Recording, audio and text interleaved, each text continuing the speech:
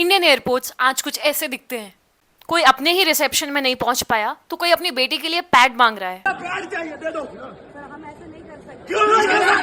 But इतना chaos हुआ ही क्यों? इंडिगो ने अपनी 1000 से भी ज्यादा फ्लाइट्स कैंसिल कर दी और बहानेबाजी करते हुए कहा कि ऐसा tech glitches, winter schedule changes और मौसम की वजह से हुआ। लेकिन सबको पता है ये हुआ एक नए रूल की वजह से जो पायलट्स को फटीग से बचाता, यानी कि उन्हें प्रॉपर रेस्ट मिलता। अब देखो, इंडिया में डीजीसीए एविएशन से रिलेटेड रूल्स बनाती है और इस रूल के आते ही इंडिगो के क्रू को कंपलसरी रेस्ट पर जाना पड़ा।